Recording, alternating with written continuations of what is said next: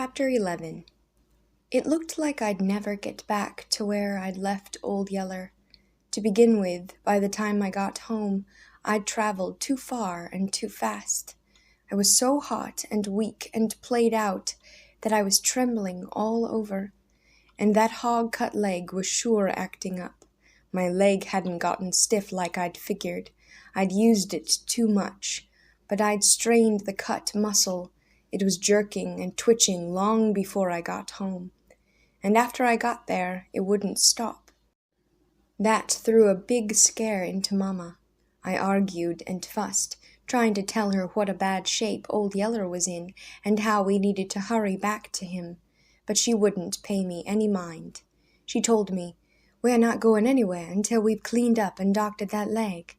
I've seen hog cuts before. Neglect them, and they can be as dangerous as snakebite. Now you just hold still till I get through." I saw that it wasn't any use, so I held still while she got hot water and washed out the cut.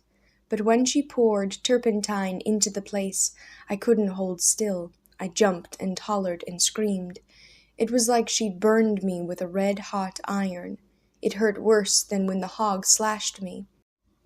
I hollered with hurt till little Arliss turned up and went to crying too, but when the pain finally left my leg, the muscle had quit jerking. Mama got some clean white rags and bound up the place. Then she said, "Now, you lie down on the bed and rest. I don't want to see you take another step on that leg for a week." I was so stunned that I couldn't say a word. All I could do was stare at her. Old Yeller lying way off out there in the hills, about to die if he didn't get help, and Mama telling me I couldn't walk. I got up off the stool I'd been sitting on. I said to her, "Mama, I'm going back after Old Yeller. I promised him I'd come back, and that's what I aim to do." Then I walked through the door and out to the lot. By the time I got Jumper caught, Mama had her bonnet on. She was ready to go too. She looked a little flustered, like she didn't know what to do with me, but all she said was, "How we bring him back?" "On Jumper," I said. "I'll ride Jumper and hold Old Yeller in my arms." "You know better than that," she said. "He's too big and heavy. I might lift him up to you, but you can't stand to hold him in your arms that long. You'll give out." "I'll hold him," I said. "If I give out, I'll rest. Then we'll go on again." Mama stood tapping her foot for a minute while she gazed off across the hills. She said, like she was talking to herself, "We can't use the cart. There aren't any roads, and the country's too rough." Suddenly she turned to me and smiled. "I know what. Get that cowhide off the fence. I'll go get some pillows." "Cowhide?" "Tie it across Jumper's back," she said. "I'll show you later." I didn't know what she had in mind, but it didn't much matter. She was going with me. I got the cowhide and slung it across Jumper's back. It rattled and spooked him so that he snorted and jumped from under it. "You, Jumper!" I shouted at him. "You hold still." He held still the next time. Mama brought the pillows and a long coil of rope. She had me tie the cowhide to Jumper's back and bind the pillows down on top of it. Then she lifted little Arliss up and set him down on top of the pillows. "You ride behind him," she said to me. "I'll walk." We could see the buzzards gathering long before we got there. We could see them wheeling black against the blue sky and dropping lower and lower with each circling. One we saw didn't waste time to circle. He came hurtling down at a long slanted dive, his ugly head outstretched, his wings all but shut against his body. He shot past right over our heads, and the whooshing sound his body made in the splitting air sent cold chills running all through me. I guessed it was all over for Old Yeller. Mama was walking ahead of Jumper. She looked back at me. The look in her eyes told me that she figured the same thing.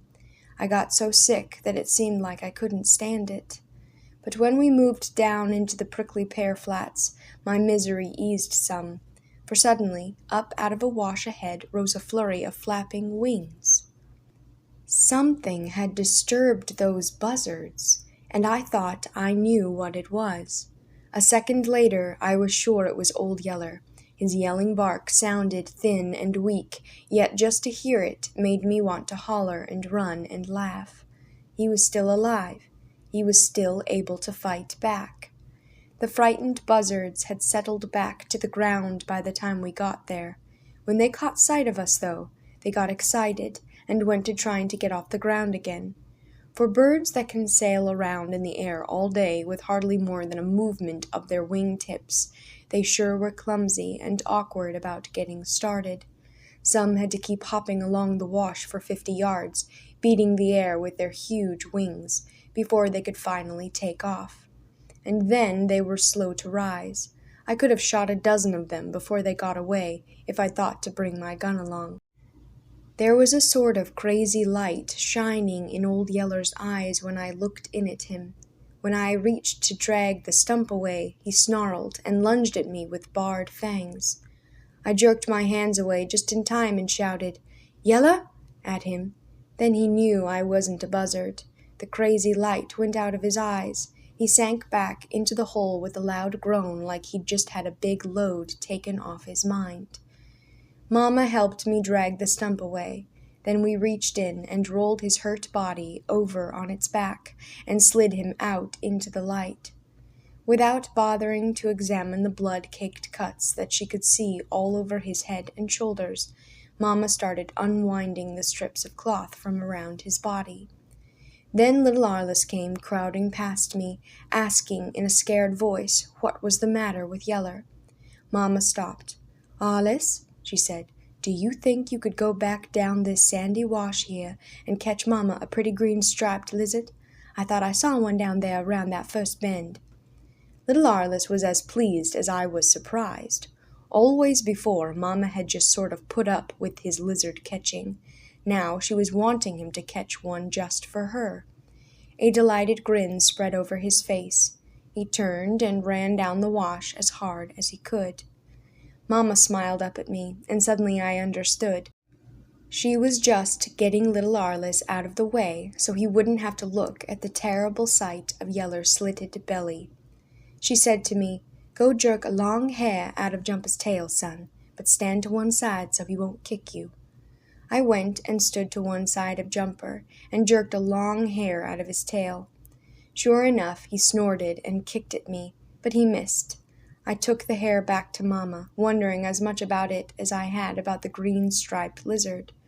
But when Mama pulled a long sewing needle from her dress front and poked the small end of the tail hair through the eye, I knew then. "Horsehair's always better than thread for sewing up a wound," she said. She didn't say why, and I never did think to ask her. Mama asked me if any of Yeller's entrails had been cut, and I told her that I didn't think so. "Well, I won't bother them then," she said. "Anyway, if they are, I don't think I could fix them." It was a long, slow job, sewing up Old Yeller's belly, and the way his flesh would flinch and quiver when Mama poked the needle through, it must have hurt. But if it did, Old Yeller didn't say anything about it. He just lay there and licked my hands while I held him. We were wrapping him up in some clean rags that Mama had brought along when here came little Arliss. He was running as hard as he'd been when he left. He was grinning and hollering at Mama, and in his right hand he carried a green-striped lizard, too. How on earth he'd managed to catch anything as fast running as one of those green-striped lizards, I don't know, but he sure had one. You never saw such a proud look as he wore on his face when he handed the lizard to Mama, and I don't guess I ever saw a more helpless look on Mama's face as she took it. Mama had always been squeamish about lizards and snakes and bugs and things, and you could tell that it just made her flesh crawl to have to touch this one. But she took it and admired it and thanked Arliss. Then she asked him if he'd keep it for her till we got home, which little Arliss was glad to do. "Now, Arliss," she told him, "we're going to play a game. We're playing like Old Yeller is sick and you are taking care of him. We're going to let you both ride on a cowhide like the sick Indians do sometimes." It always pleased little Arliss to play any sort of game, and this was a new one that he'd never heard about before. He was so anxious to get started that we could hardly keep him out from underfoot till Mama could get things ready. As soon as she took the cowhide off Jumper's back and spread it hair side down upon the ground, I began to get the idea. She placed the soft pillows on top of the hide, then helped me to ease Old Yeller's hurt body onto the pillows. "Now, Alice," Mama said, "you sit there on the pillows with Old Yeller and help him hold on. But remember now, don't play with him or get on top of him. We're playing like he's sick. And when your dog is sick, you have to be real careful with him." It was a fine game, and little Arliss fell right in with it. He sat where Mama told him to. He held Old Yeller's head in his lap, waiting for the ride to start. It didn't take long. I'd already tied a rope around Jumper's neck, leaving the loop big enough that it would pull back against his shoulders. Then, on each side of Jumper, we tied another rope into the one knotted about his shoulders, and carried the ends of them back to the cowhide. I took my knife and cut 2 slits into the edge of the cowhide, then tied a rope into each one. We measured to get each rope the same length, and made sure they were far enough back that the cowhide wouldn't touch Jumper's heels. Like most mules, Jumper was mighty fussy about anything touching his heels. "Now, Travis, you ride him," Mama said. "I'll lead him." "You better let me walk," I argued. "Jumper's liable to throw a fit with that hide rattling along behind him, and you might not can hold him by yourself." "You ride him," Mama said. "I don't want you walking on that leg any more. If Jumper acts up one time, I'll take a club to him." We started off with little Arliss crowing at what a fine ride he was getting on the dragging hide. Sure enough, at the first sound of that rattling hide, old Jumper acted up. He snorted and tried to lunge to one side, but Mama yanked down on his bridle and said, "Jumper, you wretch!" I whacked him between the ears with a dead stick. With the 2 of us coming at him like that, it was more than Jumper wanted. He settled down and went to traveling as quiet as he generally pulled a plow, with just now and then bending his neck around to take a look at what he was dragging. You could tell he didn't like it, but I guess he figured he'd best put up with it. Little Arliss never had a finer time than he did on that ride home. He enjoyed every long hour of it, and a part of the time I don't guess it was too rough on Old Yeller. The cowhide dragged smooth, and even as long as we stayed in the sandy wash. When we left the wash and took out across the flats, it still didn't look bad. Mama led Jumper in a long roundabout way, keeping as much as she could to the openings where the tall grass grew. The grass would bend down before the hide, making a soft cushion over which the hide slipped easily. But this was a rough country, and to try as hard as she could, Mama couldn't always dodge the rocky places. The hide slid over the rocks, the same as over the grass and sand, but it couldn't do without jolting the riders pretty much. Little Arliss would laugh when the hide raked along over the rocks and jolted him till his teeth rattled. He got as much fun out of that as the rest of the ride, but the jolting hurt Old Yeller till sometimes he couldn't hold back his whinings. When Yeller's whimperings told us he was hurting too bad, we'd have to stop and wait for him to rest up. At other times we stopped to give him water. Once we got water out of a little spring that trickled down through the rocks. The next time was at Birdsong Creek. Mama'd pack water to him in my hat. He was too weak to get up and drink, so Mama would hold the water right under his nose, and I'd lift him up off the pillows and hold him close enough that he could reach down and lap the water up with his tongue. Having to travel so far and so slow with so many halts, it looked like we'd never get him home, but we finally made it just about the time it got dark enough for the stars to show. By then my hurt leg was plenty stiff and numb. It was all swelled up and felt as dead as a chunk of wood. When I slid down off Jumper's back, it wouldn't hold me.